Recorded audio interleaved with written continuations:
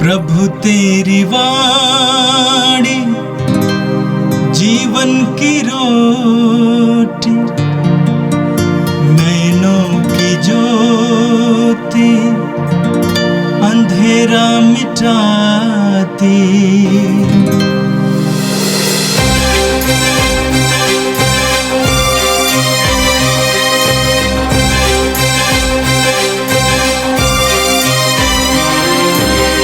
प्रभु तेरी वाणी जीवन की रोटी, नैनों की ज्योति अंधेरा मिटाती। प्रभु तेरी वाणी जीवन की रोटी, नैनों की ज्योति अंधेरा मिटाती। वाणी वाणी वाणी वाणी वाणी पवित्र है, शाश्वत है, जीवन का मन्ना है। 30 मार्च बृहस्पतिवार। पहला पाठ उत्पत्ति ग्रंथ अध्याय 17 पद संख्या 3 से 9 तक। अब्राहम ने साष्टांग प्रणाम किया और ईश्वर ने उससे यह कहा, तुम्हारे लिए एक विधान इस प्रकार है, तुम बहुत से राष्ट्रों के पिता बन जाओगे। अब से तुम्हारा नाम अब्राहम नहीं बल्कि इब्राहिम होगा, क्योंकि मैं तुम्हारे बहुत से राष्ट्रों का पिता बनाऊंगा। तुम्हारे असंख्य वंशज होंगे। मैं तुम लोगों को राष्ट्रों के रूप में फलने फूलने दूंगा। तुम्हारे वंशजों में राजा उत्पन्न होंगे। मैं तुम्हारे लिए और तुम्हारे बाद तुम्हारे वंशजों के लिए पीढ़ी दर पीढ़ी अपना चिरस्थायी विधान निर्धारित करूंगा। मैं तुम्हारा और तुम्हारे बाद तुम्हारे वंशजों का ईश्वर होऊंगा। मैं तुम्हें और तुम्हारे बाद तुम्हारे वंशजों को वह भूमि प्रदान करूंगा जिसमें तुम निवास करते हो, अर्थात कनान और समस्त देश। उस पर सदा के लिए तुम लोगों को अधिकार होगा और मैं तुम्हारे वंशजों का ईश्वर होऊंगा। ईश्वर ने इब्राहिम से यह कहा, तुम और तुम्हारे वंशज पीढ़ी दर पीढ़ी मेरे विधान का पालन करोगे। यह प्रभु की वाणी है। संत योगन के अनुसार पवित्र सुसमाचार अध्याय 8 पद संख्या 51 से 59 तक। यीशु ने यहूदियों से कहा, मैं तुम लोगों से कह देता हूँ, यदि कोई मेरी शिक्षा पर चलेगा तो वो कभी नहीं मरेगा। यहूदियों ने कहा, अब हमें पक्का विश्वास हो गया है कि तुमको अवधूत लगा है। अब्राहम और नबी मर गए, किंतु तुम कहते हो यदि कोई मेरी शिक्षा पर चलेगा तो वह कभी नहीं मरेगा। क्या तुम हमारे पिता अब्राहम से भी महान हो? वो मर गए और नबी भी मर गए। तुम अपने को क्या समझते हो? यीशु ने उत्तर दिया, यदि मैं स्वयं अपने को महिमा देता तो उस महिमा का कोई महत्व नहीं होता। मेरा पिता मुझे महिमान्वित करता है, उसे तुम लोग अपना ईश्वर कहते हो, यद्यपि तुम उसे नहीं जानते। मैं उसे जानता हूँ। यदि मैं कहता कि उसे नहीं जानता तो मैं तुम्हारी तरह झूठा बन जाता, किंतु मैं उसे जानता हूँ और उसकी शिक्षा पर चलता हूँ। तुम्हारे पिता अब्राहम ये जानकर उल्लसित हो गए कि वो मेरा आगमन देखेंगे और वह उसे देखकर आनंद विभोर हो गए। यहूदियों ने उनसे कहा, अब तक तुम्हारी उम्र 50 भी नहीं है, तो तुमने कैसे अब्राहम को देखा है? यीशु ने उससे कहा, मैं तुम लोगों से कह देता हूं, अब्राहम के जन्म लेने के पहले से ही मैं विद्यमान हूं। इस पर लोगों ने यीशु को मारने के लिए पत्थर उठाए, किंतु वो चुपके से मंदिर से निकल गए। यह प्रभु का दिव्य सुसमाचार है। क्रिस्त प्रभु की जय। भाई और बहनों, आज का प्रथम पाठ हमने उत्पत्ति ग्रंथ अध्याय 17 पद संख्या 1 में हम पढ़ते हैं, उस समय अब्राहम का उम्र 99 वर्ष के थे। और जब वे 99 वर्ष के थे तब प्रभु ईश्वर उनके पास आते हैं और उनको दर्शन देते हैं। प्रभु कहते हैं, मैं सर्वशक्तिमान ईश्वर हूँ, तुम मेरे सम्मुख निर्दोष आचरण करते रहो। अब्राहम के सामने आते उनका नाम बदल देते हैं। उसका नाम अभी तक अब्राम रखा था। इसका अर्थ है जिसका पिता महान है, अब्राम माने जिसका जो महान व्यक्ति के वंश में जन्म लेने वाला वही अब्राम है। ईश्वर ने आज उसका नाम बदल दिया और उसका नाम अब्राहम रखा है। इसका अर्थ है कि आप कई राष्ट्रों का पिता है। अभी भी ईश्वर ने उनको प्रतिज्ञा करके दे दिया है, आशीष दिया है। और हम जानते हैं 100 वर्ष की उम्र में ही उनको एक पहला बच्चा मिला है। इसलिए जब अब्राम का नाम बदल के अब्राहम कर दिया तब उनका जिम्मेदारी बदल गई, वो नया व्यक्ति बन गया और ईश्वर उनको नई जिम्मेदारियां देते हैं। प्रभु कहते हैं, तुम्हारा असंख्य वंशज होंगे। जिनका अभी भी एक भी पुत्र नहीं है, 99 वर्ष के उम्र में भी उनका कोई भी संतान नहीं है, उससे प्रभु परमेश्वर वादा करते हैं कि मैं तुम्हारे लिए बहुत राष्ट्रों का निर्माण करूंगा, तुम्हारे वंशज बहुत राष्ट्र बन जाएंगे। अब अब्राहम विश्वास करते हैं प्रभु के इस वादा पर, इस विश्वास पर। हम जानते हैं, मैं तुम्हें और तुम्हारे बाद तुम्हारे वंशजों को ये भूमि प्रदान करूंगा। ईश्वर ने जो प्रतिज्ञा की है प्रभु ने वो उसको पूरा भी किया। परंतु प्रभु ने अब्राहम को एक आदेश दिया, तुम्हें मेरे विधान के अनुसार चलना है। जो हमारे बीच जो एग्रीमेंट होता है उसके अनुसार तुमको जाना है। जो ईश्वर ने अब्राहम के साथ एक विधान रखा, अब्राहम विश्वास के द्वारा धर्मी माने जाते हैं।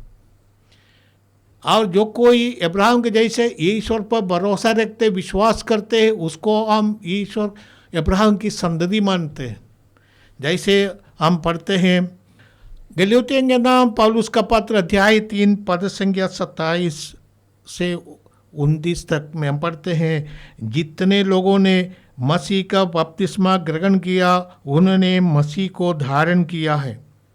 अब ना तो कोई यहूदी है और ना यूनानी, ना तो कोई दास है और ना कोई स्वतंत्र है, ना कोई पुरुष है ना स्त्री, आप सब यीशु मसीह में एक हो गए हैं। यदि आप लोग मसीह के हैं तो अब्राहम के संतान है और प्रतिज्ञा के अनुसार उनके उत्तराधिकारी है। विश्वास के द्वारा हर एक व्यक्ति अब्राहम के संतति बन जाते हैं। दुनिया भर के सभी लोग जैसे एकमात्र ईश्वर पर विश्वास करते हैं, उस सबों को अब्राहम की संतति पौलुस मानते हैं। विश्वास के द्वारा ही हम ईश्वर से जुड़ जाते हैं और अब्राहम को जो आशीष ईश्वर ने दिया है वो सभी आशीष सब लोगों को प्राप्त है। पूरा विश्व एक परिवार है और ये परिवार ईश्वर पर विश्वास करते हैं। एकमात्र ईश्वर जो सबों का पिता है। इसलिए हमारे पूर्वजों ने भी हमें एक धारणा दिए, एक आदर्श रखा है, वसुदेव कुटुंबकम। पूरा विश्व एक छोटा सा परिवार है। हर एक परिवार का मालिक है ये ईश्वर। और जो हर एक विश्वासी, उनमें कोई भेदभाव नहीं है। ना स्त्री या पुरुष या गोरा या काला, ऐसा कोई भी भेदभाव नहीं।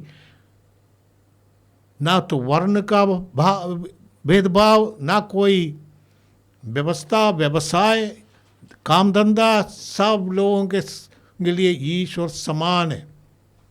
विश्वास के द्वारा सब लोग ईश्वर की संतति बन जाते हैं। आज के दूसरे पाठ में हम पढ़ते हैं जो संत जोहन के अनुसार सुसमाचार है, अध्याय 8 पद संख्या 51 से 59 का पाठ हम सुन रहे थे। संदर्भ यही है, यीशु और यहूदियों के साथ, फरीसी और शास्त्रियों के साथ संवाद चल रहे हैं। और इस संवाद के बीच में यीशु अपनी शिक्षा के बारे में बताते हैं और यीशु उनसे कहते हैं, जो शिक्षा मैं तुमको देते हैं उसके द्वारा तुम ईश्वर के संतान बन जाओगे, और जो मेरे शिक्षा पर चलता है वो कभी नहीं मरेगा। वो मरते हुए भी, जब भी मर जाता है तो भी वो जीवित रहेगा। प्रभु यीशु की एक शिक्षा है।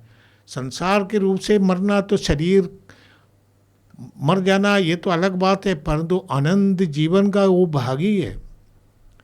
प्रभु ने यह सब शिक्षा उनको दिया। यहूदी उसको मानने के लिए भी तैयार नहीं थे। यहूदी कहते तुम्हें कोई अवधूत ग्रस्त है, कोई शैतान तुम में निवास करता है। यीशु ने जो शिक्षा दी है, यदि यीशु जो कुछ कहते हैं उसको विश्वास करने के लिए हमारे लिए कई प्रमाण हैं।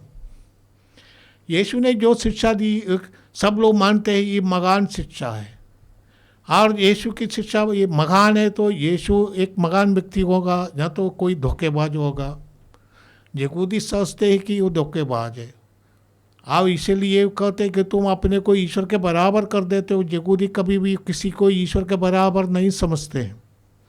आज यीशु उनके सामने अपने बारे में बताते हैं। पवित्र बाइबल में कई प्रमाण है कि ये यीशु ईश्वर है, वो साधारण व्यक्ति नहीं। और में से ये एक प्रमाण तो यही है कि जैसे हम लूकस के सुसमाचार अध्याय 7 में पढ़ते हैं, जोहन बपतिस्ता ने अपने शिष्यों को भेजा कि यीशु से पूछने के लिए, क्या आप वही मसीह हैं जिनकी हमारे पूर्वजों ने प्रतीक्षा की? क्या हम किसी दूसरे के लिए अभी प्रतीक्षा करते रह गए? यीशु ने अपने कार्यकलापों को शिष्यों को दर्शाया। शिष्यों से कहा कि तुम क्या देख रहे हो, जाओ जोहन से बताओ। जैसे हम लूकस के सुसमाचार अध्याय 7 पद संख्या 22 से पढ़ते हैं, जाओ तुमने जो सुना और देखा है उसे जोहन को बता दो। अंधे देखते हैं, लंगड़े चलते हैं, कोढ़ी शुद्ध किए जाते हैं, बगरे सुनते हैं, मुर्दे जिलाए जाते हैं, दरिद्रों को सुसमाचार सुनाया जाता है। यही प्रमाण के रूप में यीशु ने रखा। और जोहन के शिष्य चले गए। मान ले कि जो चमत्कार यीशु के नाम पर होता है वो साधारण व्यक्ति का नहीं है, वो मसीह की काम है, कार्यकलाप है। बाइबल हमें ये भी प्रमाण देते हैं कि यीशु ईश्वर है, क्योंकि प्रकृति पर उनका अधिकार है। आंधी तूफान को शब्द मात्र से उन्होंने शांत कर दिया। दम जाए तब आंधी दम हो गया, समुद्र शांत हो गया। यीशु ने 2 मछली और 5 रोटियों से 5000 लोगों को खिलाया, 5000 पुरुषों को। और हम जानते हैं उसकी तुलना में स्त्रियां और बच्चे भी हैं। कम से कम 20,000 लोगों को यीशु ने 5 रोटी और 2 मछली से खिलाया। एक चिन्ह चमत्कार है। मैंने ये प्रकृति में नहीं है, प्रकृति के ऊपर भी उनका अधिकार है। यीशु ने शब्द मात्र से अर्धांग रोगी को चंगाई दी, शब्द मात्र से मृतों को जिलाया। जैसे जायरूस की बेटी को यीशु ने कहा, थलिदा कुम, ए बेटी उठ जा। नाइन के विधवा का एकमात्र बेटा था, वो मर गया था। यीशु ने उसे कहा, युवक उठ जा, तो वो उठ गए, जिंदा हो गया। लासरुस जो दफनाए गए 4 दिन के बाद यीशु ने कहा, लासरुस भाग आ जा। वो कब्र से भाग आ गया। यीशु ने ये सब किया, ये सब उनकी ईश्वरता का प्रमाण है पवित्र बाइबल के अनुसार। परंतु आज जो पाठ हमारे सामने रखा है वो एक दूसरा प्रमाण भी है। यीशु के दुश्मन, यद्यपि यीशु का विरोध करने वाले, ये मान लेते हैं जो कार्य यीशु करते हैं वो ईश्वर का कार्य है। हम लूकस के सुसमाचार में और दूसरे जो सिनोप्टिक गॉस्पेल में हम पढ़ते हैं, जब यीशु शिक्षा दे रहे थे घर पर, तो लोगों ने एक अर्धांग रोगी को मकान के ऊपर से छत खोल कर उनको यीशु के सामने एक काट पर लाया और यीशु के सामने रखा। उस अर्धांग रोगी से प्रभु ने सबसे पहला कहा, बेटा तुम्हारा पाप क्षमा हो गया। यहूदी बुनबुनाने लगे, पाप क्षमा केवल ईश्वर कर सकते हैं। यहूदी पाप क्षमा के लिए ईश्वर के सामने बलिदान चढ़ाते हैं, खून चढ़ाते, बकरा काटते हैं, कई प्रकार का होम बलि चढ़ाते हैं। हम जानते हैं जनजातियाँ लोग, दुनिया पर लोग पाप के क्षमा के लिए कई प्रकार का बलिदान करते हैं और उम्मीद करते पाप की क्षमा होगी। प्रभु यीशु ने शब्द मात्र से उस व्यक्ति से कहा, तुम्हारा पाप क्षमा हो गया। और यहूदी कहते, यीशु का विरोध करने वाले कहते, ये ईश्वर का कार्य, तुम मनुष्य होकर कैसे क्षमा कर सकते हैं। यीशु ने कहा, कौन आसान बात है, तुम्हारा पाप क्षमा हो गया, ऐसा कहना आसान बात है, या इस व्यक्ति से जो पलंग पर पड़े हुए अर्धांग रोगी के रूप में, और उससे कहे बेटा उठो और अपना काट लेकर अपने घर जाओ। और व्यक्ति तुरंत उठ जाते हैं, अपना काट लेकर घर जाते। और ये यीशु ने प्रमाण किया था।